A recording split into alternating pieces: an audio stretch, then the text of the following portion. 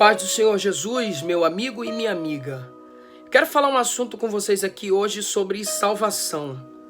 A salvação, ela se dá pela graça mediante a fé em Cristo Jesus ou por meritocracia humana, isto é, pelas obras? Boa pergunta, né? Inclusive, isso foi um motivo de discussão teológica no século IV entre Agostinho e Pelágio. Agostinho defendia que todo homem já nasce caído espiritualmente. E isso não vem da cabeça de Agostinho, não. Paulo, em Efésios 2:1, ele diz assim: "E vos vivificou estando vós mortos em ofensas e em pecados." A palavra ofensa ali no grego é paraptoma, que significa literalmente queda. Vos vivificou estando caídos. Em ofensa, paraptoma, caídos. E pecado, hamartia, errar o alvo ou ficar aquém de um padrão. E vos vivificou quando estavam caídos e fora de um padrão que Deus estabeleceu. É isso que Paulo está dizendo no capítulo de número 2. Mas para não ficar nas minhas palavras, que eu não estou aqui para falar de mim, nem das minhas palavras, nem das minhas convicções, mas da santa, poderosa, expressiva palavra de Deus, eu quero deixar um texto para vocês, muito conhecido, que se encontra na carta aos Efésios, capítulo de número 2, versículo 8. O texto que eu citei anteriormente foi 2:1, que está dentro desse contexto aqui. Mas o 2:8 diz assim: "Porque pela graça sois salvos mediante a fé. Isto não vem de vós, é dom de Deus, não de obras para que ninguém se glorie. Pois somos feituras dele, criados em Cristo Jesus para as boas obras, as quais Deus de antemão preparou para que andássemos nelas." Então, querido, deixa eu te esclarecer aqui. Por melhor que eu seja, por mais que eu pratique ações justas, a minha justiça ela é insuficiente para me salvar.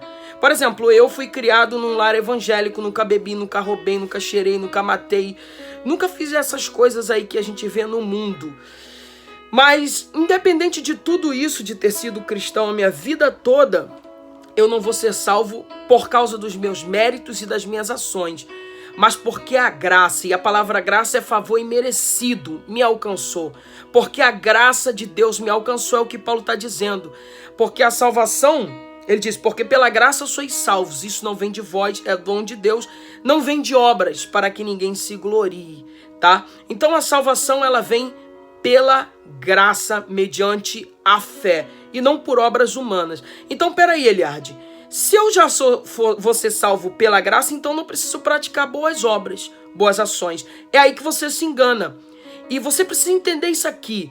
Você não pratica boas obras para ser salvo. Você pratica boas obras porque você foi salvo. Isto é, as boas obras têm que ser uma consequência da tua salvação.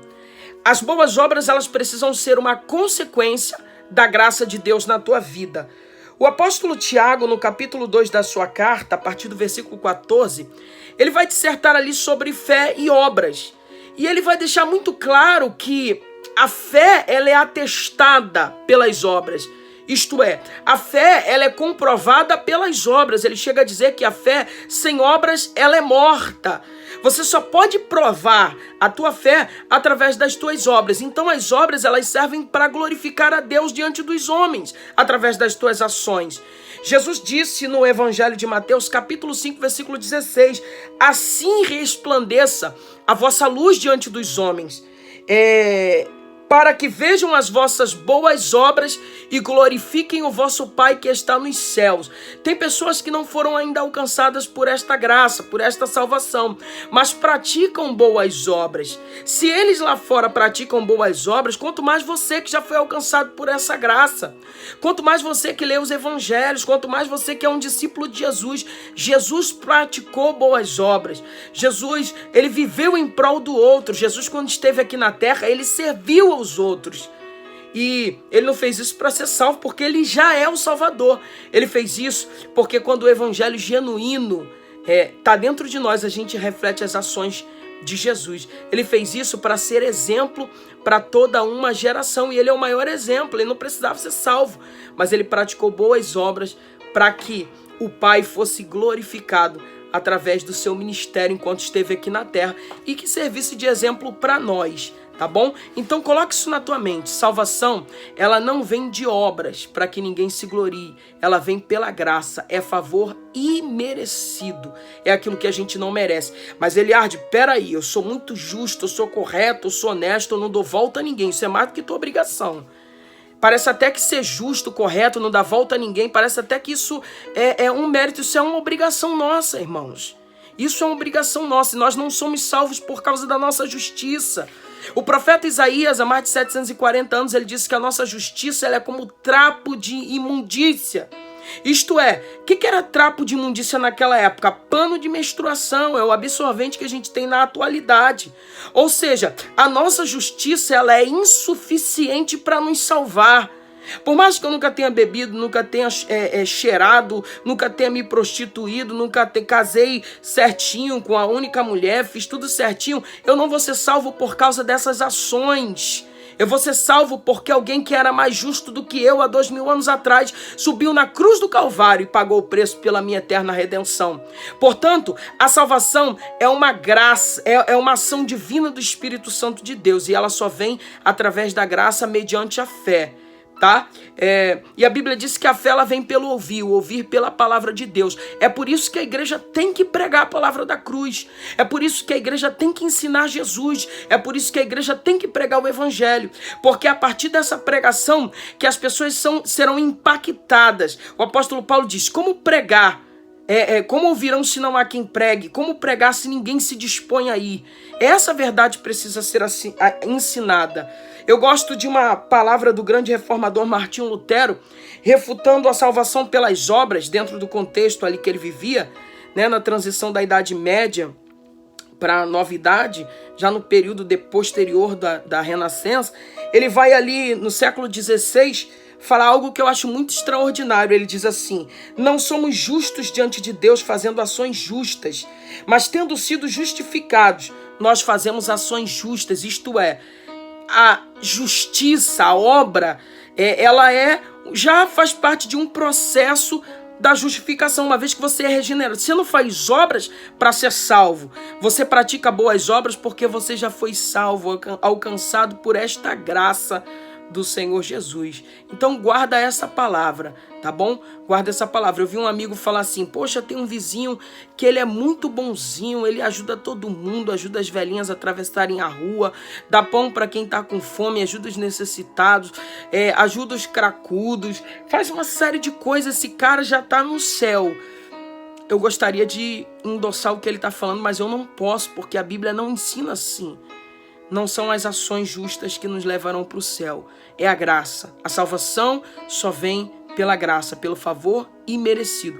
Quando eu entendo a palavra da cruz e aceito a Jesus como meu único e suficiente Salvador, essa graça se manifesta na minha vida. Tá entendendo? E a ação regeneradora do Espírito Santo de Deus através da sua palavra, ela vai me mudar. É isso que acontece, tá bom? Ela não vem por meritocracia humana. Eu falei pra ele disse assim: mas e aí? É melhor do que muito crente, faz uma série de coisas, ações boas, é uma pessoa maravilhosa. Eu falei pra ele: e aí que você tem que pregar pra ele.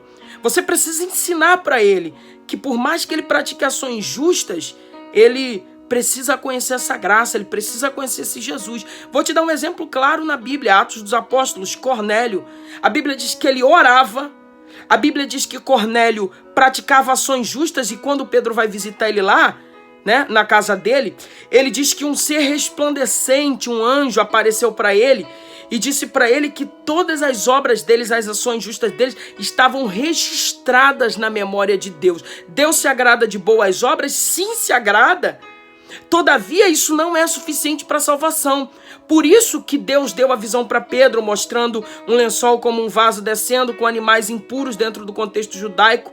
E Pedro tinha preconceito contra aqueles animais. Deus está dizendo: não, você não pode chamar de impuro aquilo que eu purifiquei. Foi necessário Pedro ir lá, foi necessário Pedro pregar essa palavra, porque é só através dessa palavra pregada que o homem consegue alcançar a graça de Deus. Então guarda essa palavra. Salvação, não, ela não vem por meritocracia humana. A nossa justiça, sim, ela é meritocrática, ou seja, ela é baseada na meritocracia humana. Se eu faço bem, eu recebo bem. Se eu faço mal, eu recebo mal.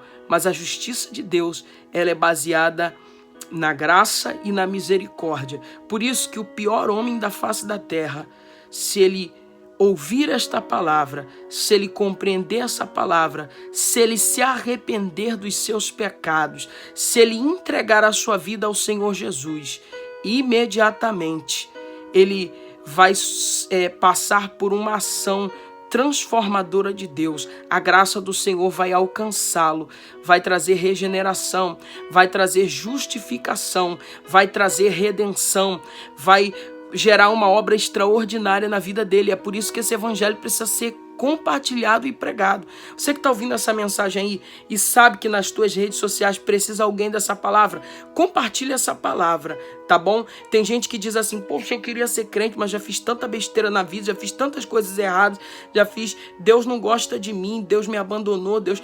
Não, querido, não importa o que você tenha feito, não importa como tem sido a tua vida até hoje. Quando o homem olha para você, ele te olha e te julga pelo teu passado. Eu sempre digo isso. Mas quando Jesus olha, a ótica dele é diferente. Não importa quem você foi até hoje. O que importa é o que ele quer começar a fazer na tua vida a partir de agora. Então, há esperança para ti. Cabe você abrir o teu coração, deixar o Espírito Santo de Deus entrar, deixar essa graça, esse favor imerecido te alcançar e o nome do Senhor ser glorificado na tua vida. Amém? E que Deus em Cristo continue te abençoando, abençoando a sua família. Receba essa palavra em nome do Senhor Jesus Cristo.